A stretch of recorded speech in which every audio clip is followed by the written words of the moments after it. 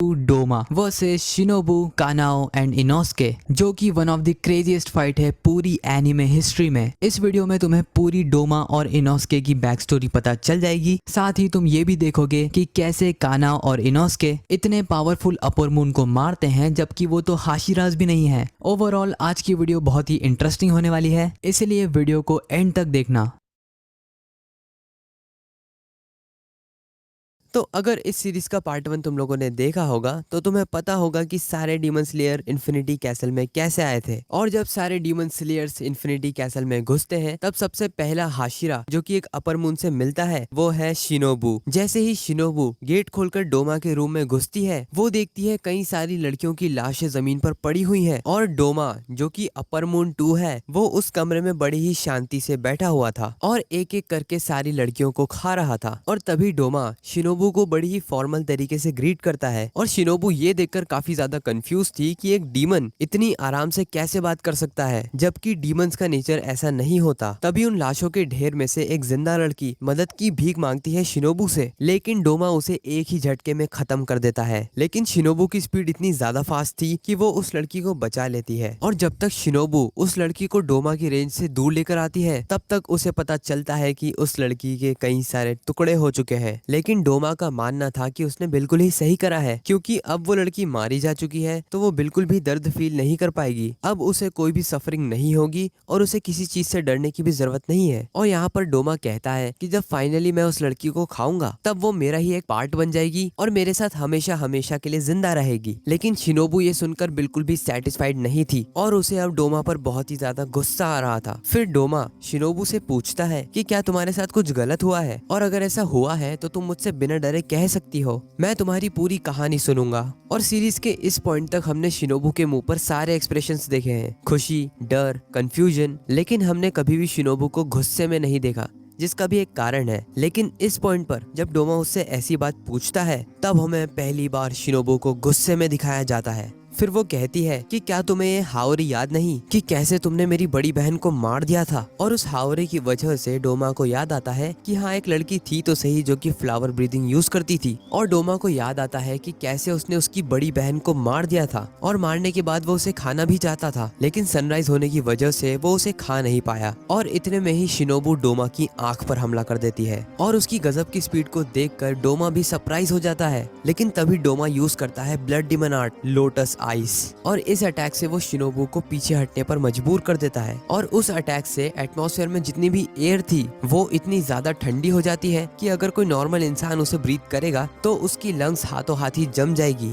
फिर डोमा बोलता है कि तुम बहुत ज्यादा फास्ट तो हो ही लेकिन तुमने मेरे गले पर हमला करने की बजाय मेरी आंख पर हमला किया जिससे एक अपर मून को तो कोई फर्क नहीं पड़ेगा। जिस पर शिनोबु का जवाब होता है कि उसका मकसद था ही नहीं डोमा की गर्दन काटना, वो तो बस उसकी बॉडी में पॉइजन पहुंचाना चाहती थी। और तभी डोमा की हालत खराब होने लगती है, वो खून की उल्टियां करने लगता है। लेकिन जैसा कि शिनोबु को डर था इतना कम पॉइजन डोमा को मारने के लिए काफी नहीं है और कुछ सेकंड्स में ही डोमा उस पॉइजन से इम्यून हो जाता है। लेकिन क्योंकि ये शिनोबु का पहला ही पॉइजन था इसलिए डोमा काफी ज्यादा एक्साइटेड था कि अगले पॉइजन कितने पावरफुल होंगे। मतलब डोमा को उसकी स्ट्रेंथ पर इतना ज्यादा भरोसा है कि वो हाशिराज के सामने भी मजाक मस्ती कर रहा है। लेकिन शिनोबु भी जानती थी कि इतनी जल्दी डोमा नहीं मरेगा, इसलिए वो अगले अटैक के लिए तैयार हो जाती है। जिसके बाद हम देखते हैं डोमा के बचपन या फिर उसके पास्ट को, जहाँ पर डोमा के जन्म के साथ ही उसकी आंखों का कलर रेनबो कलर का था और उसके बाल भी व्हाइट कलर के थे, जिस वजह से लोगों का ये मानना था कि डोमा बहुत ही ज्यादा स्पेशल है। और डोमा के पेरेंट्स का भी यही मानना था और यही वो कारण था कि डोमा अपने पेरेंट्स को बहुत ही बेवकूफ समझता था। जिसके बाद डोमा के पेरेंट्स अपना खुद का नया कल्ट शुरू कर देते हैं, इटर्नल पैराडाइज कल्ट। और इसका एक सेपरेट मंदिर भी था जहाँ पर कई सारे लोग आते थे और 4-5 साल के बच्चे डोमा से अपनी लाइफ में हो रहे दुख दर्द के लिए सॉल्यूशन मांगते थे। हालांकि डोमा में बचपन से कोई भी फीलिंग्स नहीं थी और उसे अडल्ट्स पे बहुत ही ज्यादा गुस्सा आता था क्योंकि वो इतने बड़े हो चुके हैं लेकिन इतनी छोटी सी बात नहीं समझते कि एक छोटा सा बच्चा जिसकी आंखें कलरफुल है वो उन्हें मोक्ष नहीं दिला सकता। और इस सब से डोमा इतना परेशान हो जाता है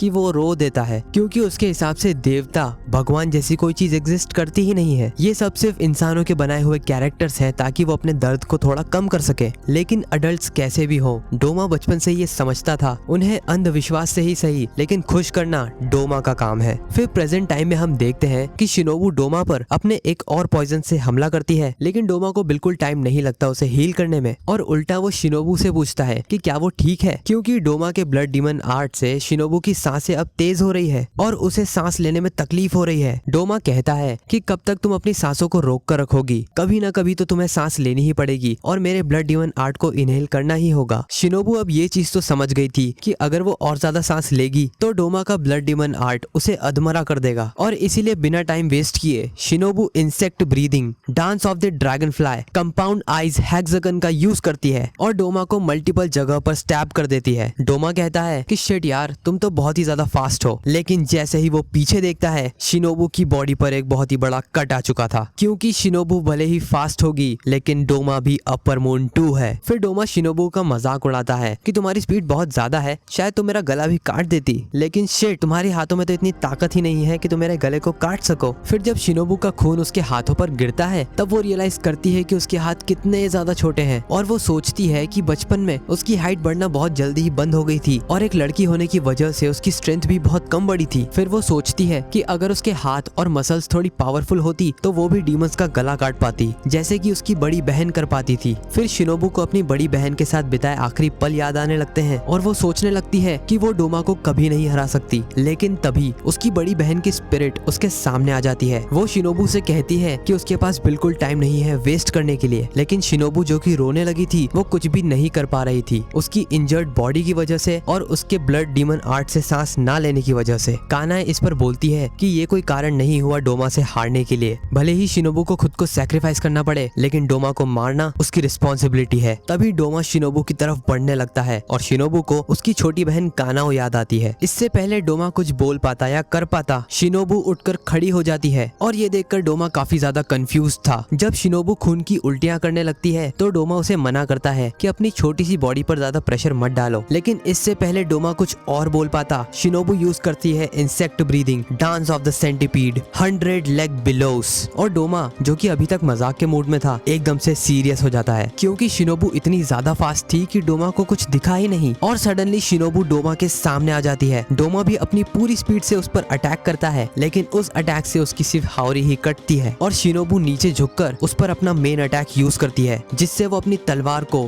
डोमा के गले के आर पार करते हुए ऊपर सीलिंग में घुसा देती है। तभी शिनोबू को अपना बचपन याद आने लगता है कि वो अपने पेरेंट्स के साथ कितनी ज्यादा खुश थी, लेकिन फिर एक दिन सबकी ही तरह किसी डीमन ने शिनोबू के घर पर हमला कर दिया और उसके पेरेंट्स को मार दिया। वो डीमन शिनोबू और उसकी बड़ी बहन को भी मारने ही वाला था, लेकिन टाइम पर वहाँ पर गियो में आ जाता है और उन दोनों बहनों को बचा लेता है। और वही दिन था जब शिनोबू और उसकी बड़ी बहन कानाए एक दूसरे से वादा करती हैं कि जैसे उनकी फैमिली और सारी खुशियां डिस्ट्रॉय हो गई, वो दूसरों के साथ ऐसा नहीं होने देंगी। और उसके बाद वो दोनों ही डीमन स्लेयर बन जाती हैं और शिनोबू, जिसने अपनी तलवार अपर मून 2 के गले में डाल रखी थी, वो ये सोचती है कि एक डीमन को मारने से वो कई लोगों की जान बचा सकती है, लेकिन एक अपर मून को मारने से वो कई हजारों लोगों की जान बचा सकती है। फिर शिनोबू को एनिमे के सीजन 1 का वो सीन याद आता है जब तांजीरो से पूछता है कि क्या तुम गुस्से में हो। शिनोबू तांजीरो की बात का जवाब देते हुए कहती है कि वो तब से गुस्से में है जब से उसके पेरेंट्स को मार दिया गया था, जब उसकी बहन को मार दिया गया था और जब उसके सारे स्टूडेंट्स को मार दिया गया था, वो तब से गुस्सा है। उसे याद आती है आओई, सुमी,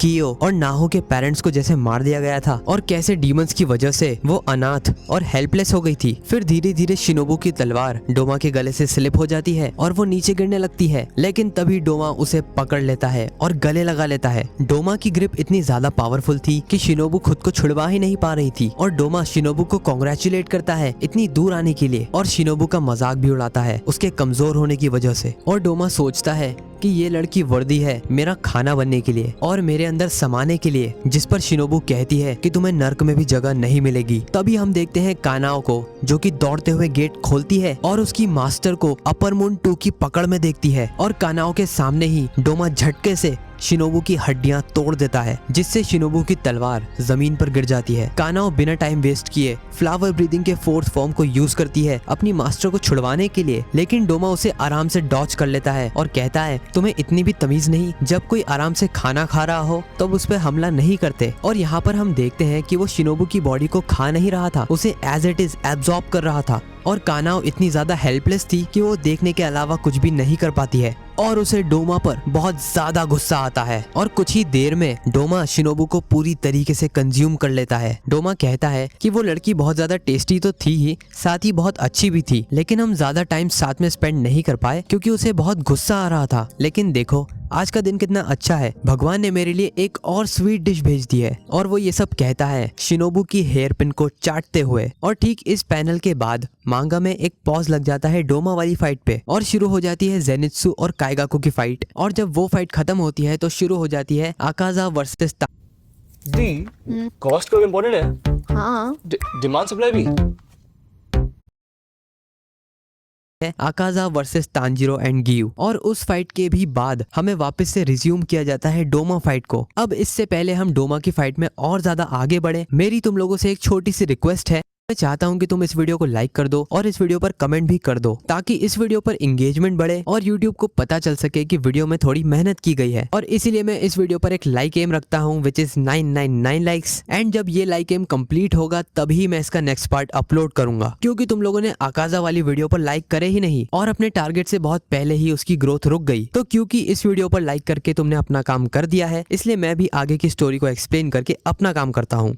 तो तुम लोगों ने पिछली वीडियो यानी कि इस वाली वीडियो में देख ही लिया था कि चैप्टर 152 पर आकाजा की मौत हो जाती है और डोमा की फाइट रिज्यूम होती है उसके ठीक बाद से, जब डोमा को ये रियलाइज होता है कि अभी अभी आकाजा मारा गया है। लेकिन डोमा को कोई फर्क नहीं पड़ता कि उसका दोस्त आकाजा मरे या जिंदा रहे, क्योंकि उसकी बैक स्टोरी से हमें इतना तो पता चल ही गया था कि उसमें कोई इमोशन नहीं है। तो वो अपनी फाइट को कंटिन्यू करते हुए अपने सामने खड़ी लड़की का नाम पूछता है, जिस पर उसके सामने खड़ी लड़की जो कि काफी ज्यादा डैमेज ले चुकी थी, वो लड़खड़ाते हुए कहती है कि उसका नाम है सुयुरु कानाओ और वो कोचो कानाए और कोचो शिनोबू की छोटी बहन है। जिस पर डोमा कहता है कि उसे देखकर लगता तो नहीं कि वो लोग ब्लड रिलेटेड है। खैर उसे क्या ही फर्क पड़ता है, उसे तो सिर्फ लड़कियां खानी है जो कि काफी ज्यादा डिलीशियस होती है। और डिलीशियस से उसे याद आता है कि उसका दोस्त आकाजा लड़कियों को खाने के सख्त खिलाफ था, जबकि डोमा के हिसाब से उसे लड़कियों को खाना चाहिए क्योंकि उनमें ज्यादा न्यूट्रिशनल कंटेंट होता है। लेकिन आकाजा कहाँ मानने वाला था। ऊपर से मास्टर मुजान ने भी उसे स्पेशल परमिशन दे रखी थी कि वो जिसे चाहे उसे खाए और जिसे चाहे उसे नहीं खाए। वैसे भी मास्टर मुजान उसे रैंडम मिशंस पर नहीं भेजते थे, वो उसे स्पेशल मिशंस पर ही भेजते थे। फिर वो आकाजा की मौत पर रोने लगता है कि अब उसका कोई दोस्त नहीं,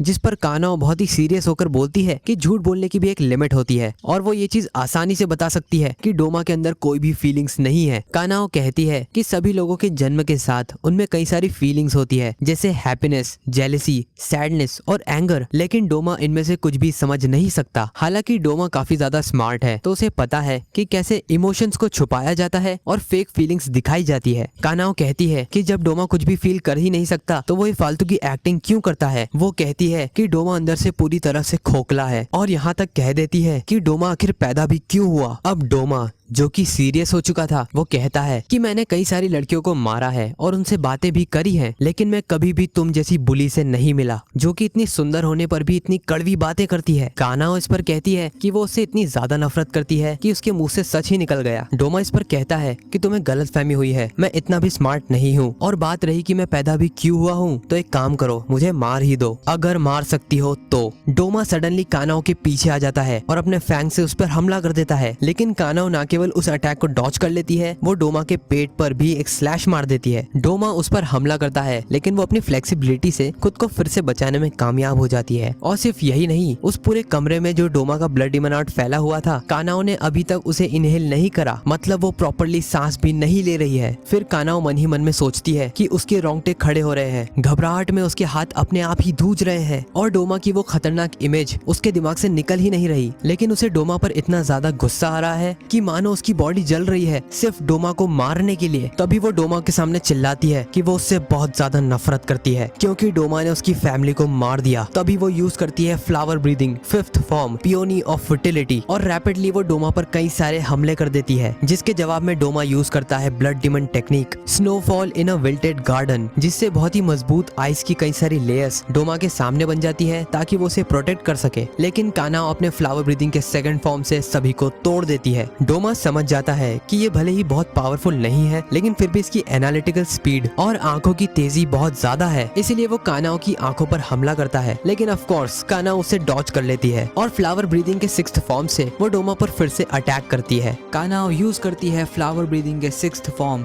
स्वर्लिंग पीच को, और कानाओ जिस फ्लेक्सिबिलिटी और स्पीड के साथ डोमा पर हमला करती है उससे डोमा काफी ज्यादा इम्प्रेस हो जाता है और समझ जाता है कि कानाओ कोई आसान शिकार नहीं है। तभी डोमा यूज करता है अपना blood demon art lotus wine, और वो कई सारे बर्फ के बने हुए लोटस से कानाओ पर हमला करता है, जिसके जवाब में कानाओ उन सभी को काट देती है। और इससे पहले कानाओ संभल पाती, डोमा अपना दूसरा अटैक कोल्ड व्हाइट प्रिंसेसेस कानाओ पर लॉन्च कर देता है। कानाओ इस अटैक को बेयरली ही डॉज कर पा रही थी कि तभी डोमा ऊपर की तरफ से विंटर आइसिकल अटैक कर देता है। इन अटैक से बचने में कानाओ को काफी ज्यादा दिक्कत आ रही थी, और डोमा भी इस चीज को मेंशन करता है कि उसे सिर्फ क्लोज कॉम्बैट में ही हराया जा सकता है, दूर से वो अपनी पावर्स का बिल्कुल परफेक्ट यूज कर सकता है। और तभी 1 सेकंड के लिए डोमा गायब हो जाता है, लेकिन जब वो वापस से अपीयर होता है तब उसके हाथ में कानाओ की निचिरन ब्लेड थी, और कानाओ ये देखकर शॉक्ड रह जाती है। और डोमा कानाओ पर टॉन्ट मारते हुए कहता है कि उसे अपनी तलवार को थोड़ा टाइट पकड़ना चाहिए, और इसी के साथ वो कानाओ से कहता है कि अगर तुम में ताकत है तो इसे लेकर दिखाओ। तभी Doma blood demon art scatter lotuses use कर देता है, और ये अटैक इतना ज्यादा पावरफुल और इतना ज्यादा फास्ट था कि कानाओ उसे डॉज करने की जगह कम से कम डैमेज होने वाला स्पॉट ढूंढती है, लेकिन फिर भी उसके चेहरे पर कई सारे कट्स आ जाते हैं। लेकिन तभी इस फाइट में बहुत ही बड़ा ट्विस्ट आता है, जब हमारे लॉर्ड इनोस्के रूफ तोड़ते हुए सीधा डोमा के रूम में एंटर कर जाते हैं और सभी को सावधान होने के लिए कह देते हैं। तभी इनोस्के यूज करता है beast breathing 5th fang mad cleave, जिससे वो डोमा के अटैक को पूरी तरीके से काट देता है और कानाओ को बचा लेता है। जिसके बाद इनोस्के अपने सामने खड़े डीमन को जूम इन कर देखता है और अनाउंस कर देता है कि सामने खड़ा डीमन अपर मून 2 है, और इनोस्के ही वो बंदा होगा जो कि उसे हराएगा और फाइनली एक हाशिरा बन जाएगा। डोमा मन ही मन में बोलता है कि वो कौन सा उसकी आइडेंटिटी छुपा रहा था, और डोमा मन ही मन में सोचने लगता है कि ये बंदा तो बहुत ही ज्यादा इंटरेस्टिंग कैरेक्टर है। फिर इनोस्के कानाओ की तरफ देखता है और बोलता है कि तुम्हें तो बहुत ही ज्यादा चोट लगी है, अगर ये बात शिनोबू को पता चल गई तो वो बिल्कुल खुश नहीं होगी। जिस पर कानाओ कुछ रिस्पॉन्ड तो करती ही नहीं है, साथ में दुखी भी हो जाती है, और इससे इनोस्के समझ जाता है कि शिनोबू मारी जा चुकी है। और ये बात पता चलते ही इनोस्के पूरा सीरियस हो जाता है। हो मीच प्लॅन केली होती ना आयशा, पार्टी? ऐक ना. संडेलाही हा जवळ सीरियस हो जाता है। डोमा जो कि दूर खड़ा हुआ बातें सुन रहा था, वो कहता है कि किसने कहा शिनोबू मारी जा चुकी है, वो तो मेरे अंदर समा चुकी है और अब वो अमर है, क्योंकि जिसे भी मैं खाता हूँ वो मेरी बॉडी का एक पार्ट बन जाते हैं और हमेशा के लिए अमर हो जाते हैं। जिसके बाद इनोस्के को याद आता है कि शिनोबू ने उसे एक पिंकी प्रॉमिस किया था कि इनोस्के उस बैंडेज को नहीं निकालेगा जो कि शिनोबू ने उसे लगाई है। फिर इनोस्के इंसेनली सीरियस होकर बोलता है कि मैं तुम्हारे टुकड़े टुकड़े कर दूंगा, और डायरेक्टली इनोस्के डोमा पर हमला कर देता है। और कानाओ उसे वार्न करती है कि डोमा की बनाई हुई एयर को बिल्कुल इनहेल मत करना, लेकिन इनोस्के कौन सा सुनने वाला था, इसलिए वो यूज करता है बीस्ट ब्रीदिंग 4th फैंग, और वो डोमा पर कई सारे स्लैशेस का अटैक कर देता है, जिस पर डोमा इनोस्के का मजाक उड़ाता है क्योंकि उसकी तलवार टूटी हुई थी और उसके फाइटिंग का कोई स्टाइल है ही नहीं, वो तो बस जंगलियों जैसे तलवारों को चला रहा था। डोमा इनोस्के के गले पर हमला करता है, लेकिन इनोस्के अपनी फ्लेक्सिबिलिटी का नमूना दिखाते हुए उस अटैक को डिफ्लेक्ट कर देता है और इनोस्के डायरेक्टली कानाओ के पास जंप मार देता है। और यहाँ पर हमें पता चलता है कि इनोस्के ने ये सरप्राइज अटैक इसलिए करा था ताकि वो कानाओ की ब्लेड वापस ला सके। डोमा को इस अटैक से थोड़ी चिढ़ होती है, इसलिए वो इनोस्के के पास जाता है और अपने फैन से उस पर हमला कर देता है, और इनोस्के भी अच्छी टक्कर देते हुए उस अटैक को डिफेंड करता है, और अपने अनप्रेडिक्टेबल मूव्स की वजह से वो डोमा के पेट पर एक किक भी मार देता है। फिर फुल स्पीड से इनोस्के डोमा की तरफ बढ़ने लगता है और डोमा के पास पहुंचने से पहले ही वो अपना अटैक लॉन्च कर देता है। डोमा ये चीज कैलकुलेट कर चुका था कि इनोस्के का अटैक उस पर नहीं लगेगा, लेकिन डोमा को असली झटका लगता आता है जब उसकी दोनों आंखें कट जाती है, क्योंकि यहाँ पर इनोस्के ने यूज किया था beast breathing ninth fang godly undulating slice, जिसमें वो अपने पूरे हाथों के जॉइंट्स को डिसलोकेट कर लेता है और सेफ डिस्टेंस से ओपोनेंट पर अटैक करता है। कानाओ इनोस्के को ऐसे देखकर पूरी तरीके से शॉक्ड थी और तभी इनोस्के एक ही झटके में सारे जॉइंट्स को वापस अपनी जगह पर ले आता है और कहता है कि उसका निशाना बहुत ही कमजोर है, वो तो एक्चुअली में गले पर मारना चाहता था। और ये देखकर डोमा हंस पड़ता है और कहता है कि मैंने अपनी पूरी लाइफ में तुम जैसे फाइटर से कभी फाइट नहीं की, जिस पर इनोस्के कहता है कि ऐसा इसीलिए क्योंकि आज तक मेरी लेवल पर कोई पहुंचा ही नहीं है। इनोस्के ये सब बोल ही रहा था कि तभी उसका मास्क एकदम से गायब हो जाता है और हम देखते हैं डोमा के हाथ में इनोस्के का मास्क था और वो कहता है कि बोर की चमड़ी बहुत ही ज्यादा पुरानी हो गई है और आखिर तुम्हें इन सड़ी हुई आंखों में से दिखता भी कैसे है, जिस पर इनोस्के गुस्से में अपना मास्क वापस मांगता है कि तभी डोमा को कुछ याद आता है और वो कहता है कि एक मिनट, मुझे ऐसा लगता है कि मैंने तुम्हें पहले भी कहीं देखा है। डोमा इनोस्के से पूछता है कि क्या हम पहले मिल चुके हैं, जिस पर इनोस्के गुस्से में अपना मास्क वापस मांगता है। हालांकि डोमा को थोड़ा थोड़ा याद आ रहा है कि वो कब मिले थे। कानाओ इनोस्के को बोलती है कि डोमा बस तुम्हारा ध्यान भटकाने के लिए ये सब बोल रहा है, लेकिन तभी डोमा अपने दिमाग में अपनी उंगली डाल देता है और याद करने लगता है कि वो कौन सी मेमोरी थी जब वो इनोस्के से मिला था और उसे याद आती है एक लड़की आज से 15 साल पहले। डोमा को याद आती है एक 17-18 साल की यंग लड़की जिसे उसका हस्बैंड मेंटली तो परेशान करता ही था, साथ ही वो फिजिकली भी उसे बहुत मारता था। इसलिए इन सब से परेशान होकर उस लड़की ने अपना घर छोड़ दिया और अपने न्यू बॉर्न बेबी को लेकर डोमा के मंदिर पहुंच गई और डोमा ने भी उसे अपने इटर्नल पैराडाइज कल्ट में जगह दे दी। उसके कोई भी भाई बहन, माता पिता या रिश्तेदार नहीं थे, इसलिए उसके पास कोई जगह नहीं थी कहीं जाने के लिए। जब डोमा ने उस लड़की की हालत देखी तब डोमा जैसे राक्षस को भी उस पर दया आ गई। उसका फेस और उसकी बॉडी पूरी तरीके से सूजी हुई थी और वो एक आंख से अंधी भी हो गई थी फिजिकल अब्यूज की वजह से। उस लड़की की आंखें और उसका चेहरा इतना ज्यादा सुंदर था कि डोमा जैसे इमोशनलेस राक्षस को भी वो लड़की हमेशा के लिए याद रह गई। और इनोस्के का चेहरा उससे इतना ज्यादा मिलता है कि इस पूरी दुनिया में वही उसकी माँ हो सकती है। इनोस्के इस पर बोलता है कि बकवास बंद करो, मैं तो एक बोर का बेटा हूँ, जिस पर डोमा कहता है कि अगर तुम एक इंसान हो तो तुम्हें एक इंसान ने ही जन्म दिया होगा। इनोस्के फिर बिना सोचे समझे डोमा पर हमला कर देता है बीस्ट ब्रीदिंग सिक्स्थ फैंग। लेकिन तभी डोमा कहता है कि तुम्हारा मुझसे मिलना किसी चमत्कार से कम नहीं है और वो इनोस्के की छाती पर बहुत ही गहरे 2 कट मार देता है। कानाओ इनोस्के से कहती है कि प्लीज शांत हो जाओ, तुम्हारी एक गलती तुम्हारी जान ले सकती है। डोमा फिर अपनी स्टोरी को कंटिन्यू रखता है और बताता है कि वो इतनी ज्यादा सुंदर थी कि डोमा उसे बिल्कुल भी खाना नहीं चाहता था, क्योंकि इतनी सुंदर लड़की अगर तुम्हारे साथ में हो तो काफी अच्छा लगता है। लेकिन उस लड़की के पास सिर्फ सुंदरता थी, दिमाग बिल्कुल भी नहीं था। उस लड़की की आवाज भी काफी अच्छी थी क्योंकि वो अपने बेटे के लिए हमेशा एक पिंकी प्रॉमिस नाम की लोरी गाती थी। वो हमेशा गाने की लिरिक्स को थोड़ा बदल देती थी और हर बार एक नए गाने की तरह सुरीला गाना गाती थी। तभी एकदम से इनोस्के की एक मेमोरी किक करती है और उसे थोड़ा थोड़ा याद आने लगता है कि वो पिंकी प्रॉमिस का गाना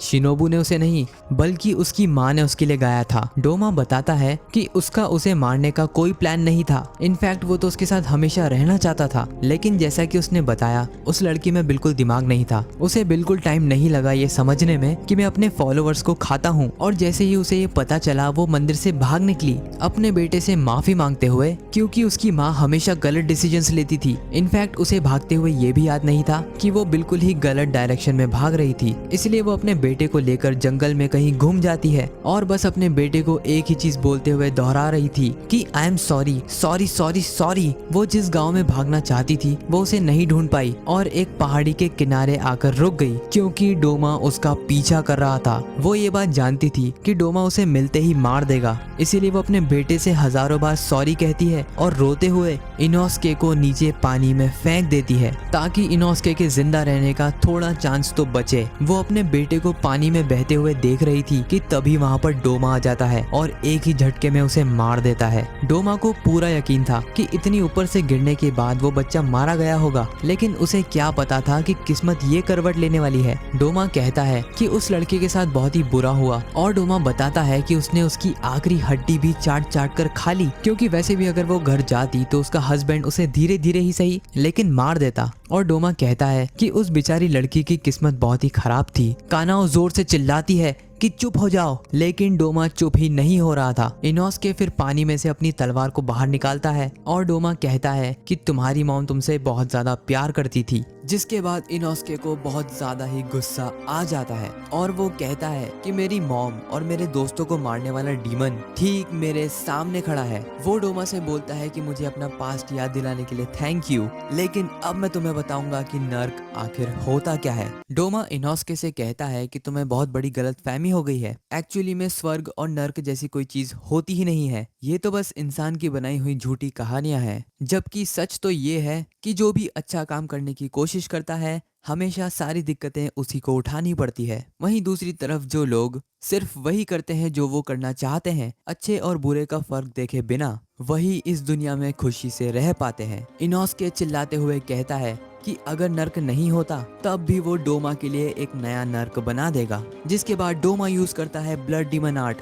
फ्रीजिंग क्लाउड, जिससे हर जगह बर्फ के क्लाउड्स बन जाते हैं। इससे बचने के लिए इनोस्के यूज करता है beast breathing 10th fang circular fangs, और वो अपनी तलवार को पंखे की तरह घुमाकर सारे क्लाउड्स को खुद से दूर कर देता है। तभी कानाओ डोमा पर पीछे से हमला कर देती है, लेकिन डोमा उस अटैक को आसानी से देख लेता है, इसीलिए वो अपने फैंग से कानाओ को पानी में फेंक देता है। तभी डोमा हवा में कूदता है और छत पर जाकर खड़ा हो जाता है। इनोस्के उसे नीचे बुलाता है और डोमा से पूछता है कि कहीं तुम्हें मुझसे डर तो नहीं लग रहा, जिसके जवाब में डोमा कहता है कि अकाजा मारा जा चुका है और अब उसके पास बिल्कुल टाइम नहीं है यहाँ पर वेस्ट करने के लिए। इसीलिए डोमा अपने ब्लड डीमन आर्ट से एक क्रिस्टल मीको डॉल बना लेता है और वो डॉल से कहता है कि इन बच्चों के साथ तुम खेलो, मुझे थोड़ा काम है। वो डॉल जमीन पर लैंड करती है और इनोस्के कानाओं पर हमला करना शुरू कर देती है। डोमा उन दोनों को बताता है कि ये डॉल मेरे जितनी ही पावरफुल है, और इतना कहते ही डोमा वहाँ से जाने लगता है। तभी इनोस्के जोर से चिल्लाता है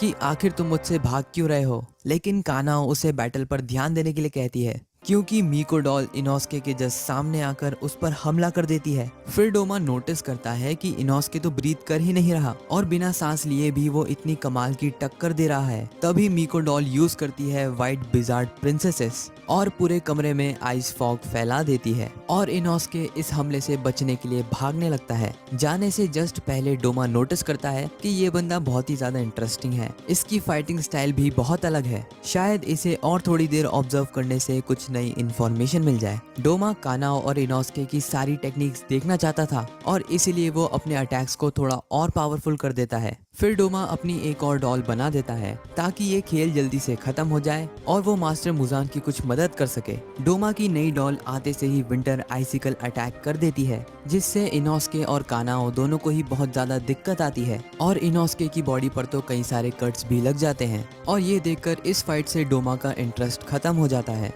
और वो समझ जाता है कि ये दोनों भी नॉर्मल डीमन स्लेयर्स ही हैं। इसीलिए वो बाहर जाने के लिए अपने रूम के गेट तक पहुंचता है और तभी एकदम से उसकी बॉडी मेल्ट होना शुरू हो जाती है और इससे अपर मून 2 बहुत ज्यादा ही कंफ्यूज्ड हो जाता है और मेल्ट होती हुई बॉडी के साथ वो एकदम से जमीन पर गिर जाता है। फिर हमें दिखाया जाता है एक फ्लैशबैक जहां पर शिनोबू कानाओ को अपना मास्टर प्लान बताने वाली थी। शिनोबू उसे बताती है कि अगर उनका सामना कभी अपर मून 2 से होता है तो शिनोबू खुद मारी जाएगी और डोमा के द्वारा खा ली जाएगी। और ये सुनते ही कानाओ पूरी तरीके से शॉक्ड रह जाती है और कहती है कि इससे बेहतर होगा अगर हम उससे साथ मिलकर लड़े और हरा दें। शिनोबू कहती है कि ये पॉसिबल नहीं है क्योंकि एक अपर मून लगभग 3 हाशिरास के जितना पावरफुल होता है और जहां तक उसे इन्फॉर्मेशन मिली है अपर मून 2 को लड़कियों से एक अलग ही ऑब्सेशन है। शिनोबू जानती थी कि अगर वो डोमा से लड़ेगी तो वो डेफिनेटली मारी जाएगी, इसलिए उसने एक प्लान बनाया और पिछले 1 साल से शिनोबू विस्टेरिया पॉइजन कंज्यूम कर रही है। धीरे धीरे करके उसने अपनी बॉडी में बहुत ज्यादा पॉइजन इंजेक्ट कर लिया है। यहाँ पर शिनोबू बताती है कि उसकी तलवार में सिर्फ 37 ml विस्टेरिया पॉइजन आ पाता है मैक्सिमम, लेकिन अभी इस पॉइंट तक शिनोबू की बॉडी में 37 किलोग्राम पॉइजन है, जो कि एक अपर मून को कमजोर करने के लिए काफी है। हम देखते हैं कि डोमा की बॉडी अब मेल्ट होने लगी है और उसका रीजनरेशन भी रुक गया है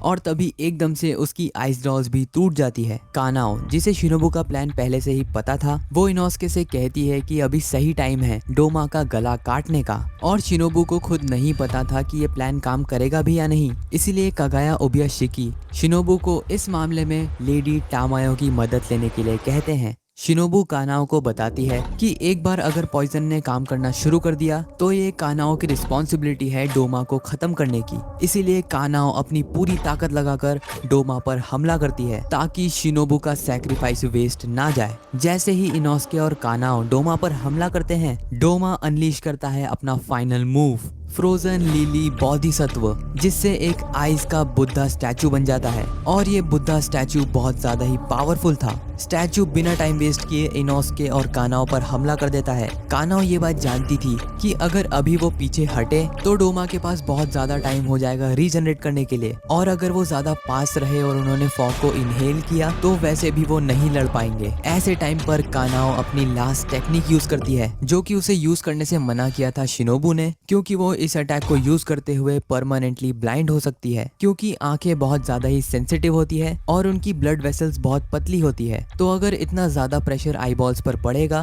तो श्योरली वो ब्लाइंड हो जाएगी। लेकिन कानाओ का ये सैक्रिफाइस बहुत ही छोटा होगा शिनोबू के सैक्रिफाइस के सामने, इसलिए वो यूज करती है flower breathing scarlet spider lily eyes, जो कि फ्लावर ब्रीदिंग का फाइनल फॉर्म है। इससे कानाओ की आंखें पूरी तरीके से ब्लड से भर जाती है और वो इसे ज्यादा लंबे टाइम तक यूज नहीं कर सकती। तभी वो देखती है कि बुद्धा स्टैचू ने इनोस्के को पकड़ रखा है और बस मारने ही वाला है कि तभी कानाओ स्टैचू पर हमला कर देती है और स्टैचू के हाथों को काट देती है, जिससे इनोस्के फ्री हो जाता है। कानाओ का अगला टारगेट था डोमा का गला, और जैसे ही वो उस पर हमला करने वाली थी, बोधिसत्व स्टैचू का मुंह डायरेक्टली कानाओ के पीछे आ जाता है और उस पर आइसी फॉग अटैक कर देता है, जिससे कानाओ आधे से ज्यादा जम जाती है और डोमा का गला काटने से पहले ही उसकी तलवार रुक जाती है। तभी इनोस्के यूज करता है उसकी brand new technique sword throwing slice, जिसमें वो अपनी तलवारों को पूरी पावर के साथ कानाओ की तलवार पर फेंक देता है। एंड फाइनली वही होता है जिसका हम सभी को इंतजार था। इनोस्के की तलवार के कांटेक्ट में आते ही कानाओ डोमा का सर धड़ से अलग कर देती है।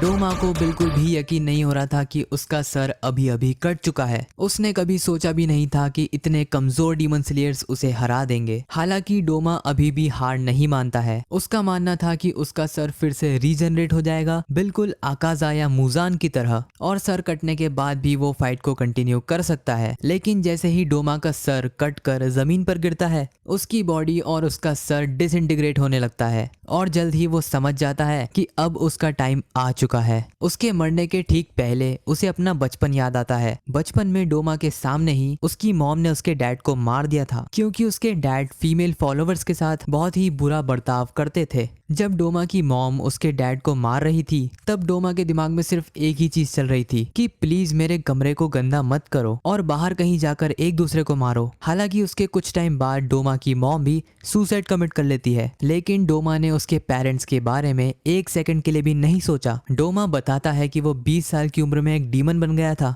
और लगभग 100 सालों से वो डीमन ही है, लेकिन अभी तक इंसानों के इमोशन के बारे में डोमा को कुछ भी नहीं पता था। जिसके बाद हम एक आफ्टर लाइफ का सीन देखते हैं, जहां पर शिनोबू के हाथ में डोमा का सर था। शिनोबू डोमा से कहती है कि फाइनली तुम मारे जा चुके हो और अब मैं चैन से मर सकती हूँ। डोमा उससे पूछता है कि तुम्हारा नाम शिनोबू है या कनाए है, जिस पर शिनोबू कहती है कि तुम्हें नाम याद रखने की कोई जरूरत नहीं, क्योंकि तुमसे घिनौना जीव मैंने आज तक नहीं देखा। डोमा उसे बताता है कि वो पॉइजन इतना ज्यादा खतरनाक था कि उसे पता भी नहीं चला और पॉइजन उसके खून में पूरी तरीके से मिल गया। इस पर शिनोबू बताती है कि उस पॉइजन को तैयार करने में लेडी टामायोनेस की मदद की थी। तभी एकदम से डोमा कहता है कि मुझे तुम्हें देखकर कुछ फील हो रहा है। मेरा दिल, जो कि टेक्निकली अभी एग्जिस्ट करता ही नहीं है, वो बहुत तेजी से धड़कने लगा है। इसीलिए वो शिनोबू से पूछता है कि क्या ये प्यार है, और एकदम से डोमा को ये भी रियलाइज हो जाता है कि स्वर्ग और नर्क जैसी चीजें शायद एग्जिस्ट कर सकती हैं। जिस पर शिनोबू उसे गाली देती है और कहती है कि बेहतर होगा तुम जल्दी से नर्क चले जाओ, क्योंकि मैं तुम्हें और बर्दाश्त नहीं कर सकती। वहीं बाल आगे कैसे कराया से Take the free hair test.